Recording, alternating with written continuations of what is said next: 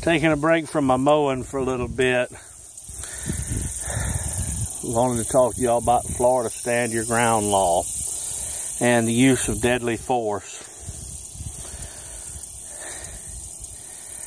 Florida passed a Stand Your Ground law several years back, but it did not change some requirements pertaining to the use of deadly force.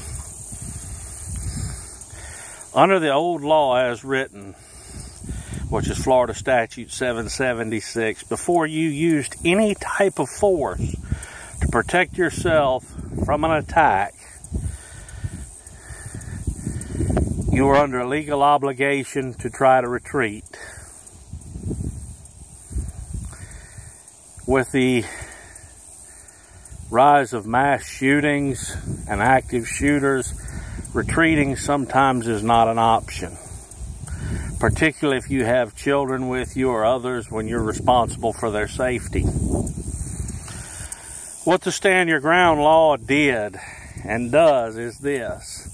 It allows you to match force for force if you're attacked. The level of force you use must still be reasonable. Okay? That means two dudes getting in a fist fight, unless there's some kind of major disparity of force involved, is not a reason for somebody to go pull a gun. You get into a fist fight with another dude, okay, be man enough to tote your ass whipping and go on with it. You bought the ticket, ride the bitch. Okay? My language is probably going to be a little bit on the coarse side for this, because it's something I'm pretty strongly opinionated about, and some things that I think need to be said. The only time in Florida we're allowed to use deadly force as a legal self-defense option is to protect ourselves or another from an imminent threat of death or great bodily harm. Circumstances that would put a reasonable person in fear of their life. This would be a carjacking, kidnapping, home invasion, a violent felony. Not somebody bumping into you at a nightclub or in a parking lot.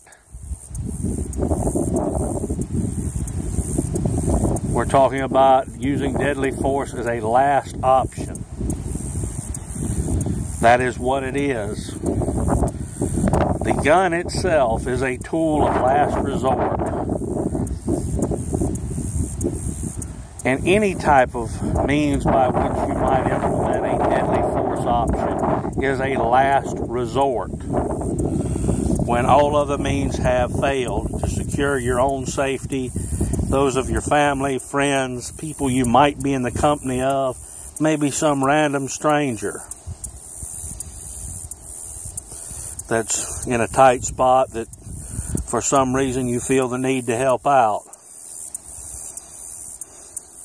That's all the Stand Your Ground law does, is takes away the legal obligation to retreat when you don't have an option to retreat, and allows you to match force for force and protects you from liability. Anybody who's attended one of my concealed weapons classes that's paid attention understands that. That's something I cover greatly in there.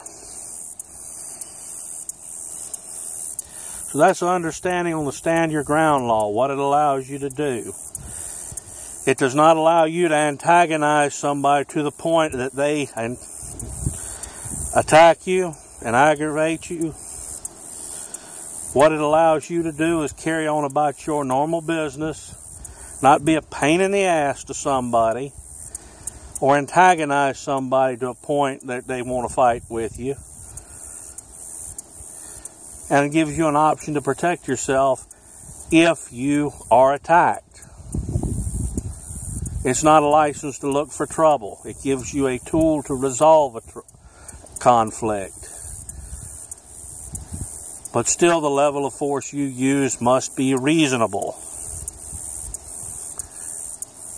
Later on.